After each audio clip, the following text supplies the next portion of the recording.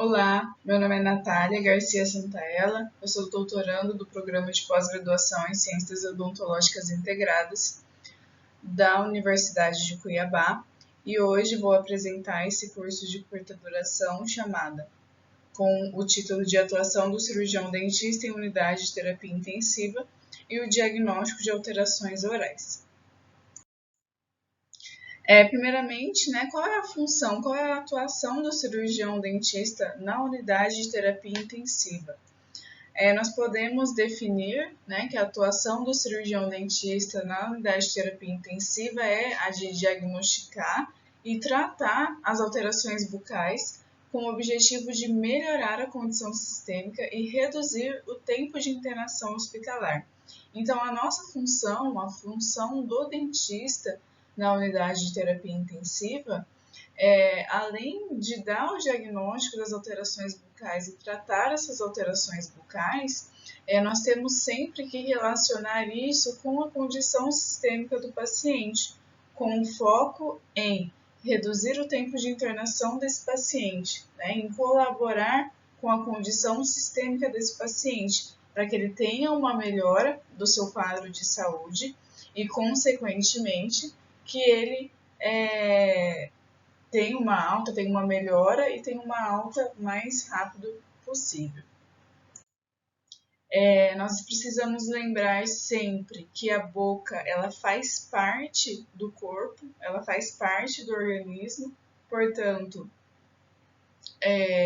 a boca ela tem relação com a condição sistêmica e é uma via de mão dupla, certo? A condição sistêmica ela vai influenciar na condição oral do paciente, então, alguma doença que o paciente tenha, o uso de medicamentos pode influenciar e manifestar algumas condições na boca, bem como a condição oral do paciente, infecções crônicas, infecções agudas, a condição de higiene oral que esse paciente tem no momento ali da internação pode comprometer também a condição sistêmica desse paciente. Então, uma depende da outra, né? O corpo está todo interligado, não tem como separar um do outro. Então, a condição oral tem que estar boa para trazer uma boa condição sistêmica, assim como a condição sistêmica não está boa, ela pode trazer consequências na condição oral. Então, nós temos que mantê-las em equilíbrio.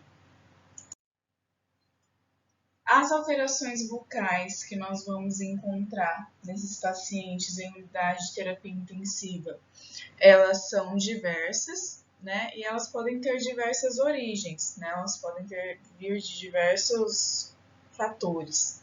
Elas podem ser doenças próprias da boca, né? Então, nós sabemos que os pacientes que estão ali internados na unidade de terapia intensiva, esses pacientes eles podem já ter sido internados com doenças bucais, como por exemplo o cárie, doença periodontal. Então esse paciente já pode ter uma doença própria ali da boca e essa doença ela pode se agravar enquanto o paciente está internado ali, se ele não tiver os devidos cuidados, se não tiver uma higiene bucal satisfatória, essas doenças podem se agravar.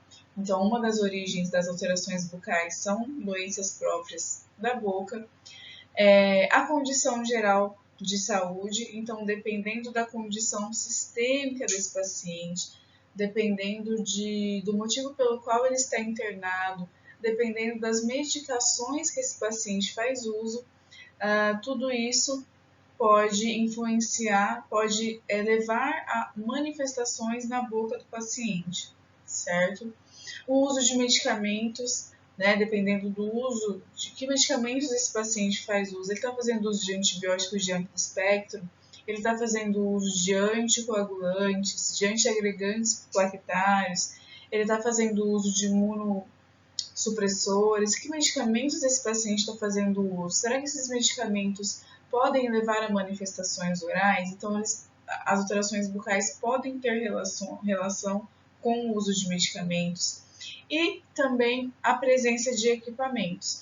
Nós sabemos que um paciente que está internado numa unidade de terapia intensiva, muitos desses pacientes podem estar, todos esses pacientes estão com diversos aparatos ali, né, sendo monitorado todo o tempo, e esses aparatos eles acabam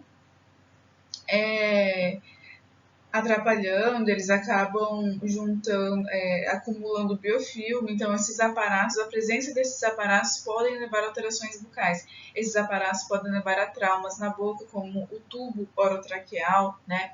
Então, a presença desses equipamentos também tem relação com as alterações bucais. Então, o que nós, cirurgiões dentistas, devemos procurar, né, num paciente que está internado ali sob cuidados intensivos?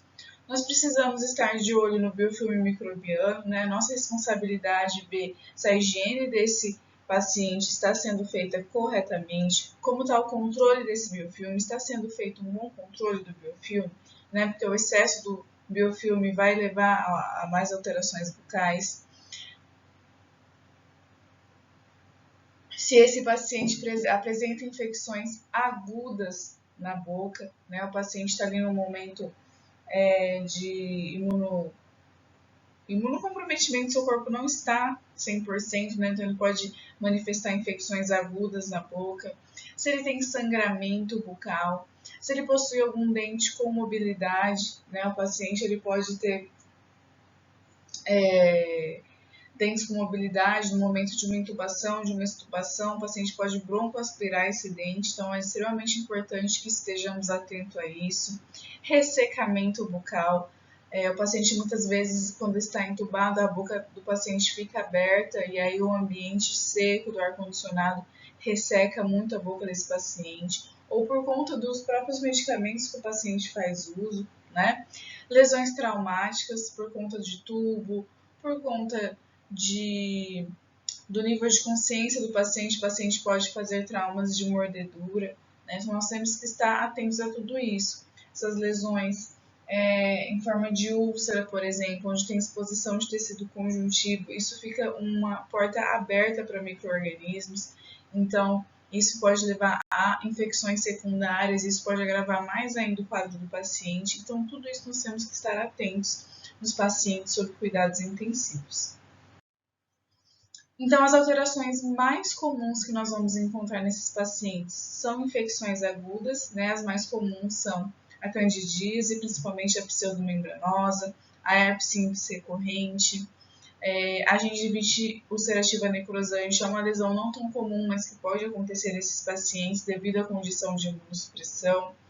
Lesões traumáticas, principalmente devido ao tubo orotraqueal, esse tubo acaba traumatizando a mucosa e essas lesões traumáticas elas podem causar sangramento e são, né, uma ferida aberta, então o paciente fica sujeito a infecções secundárias.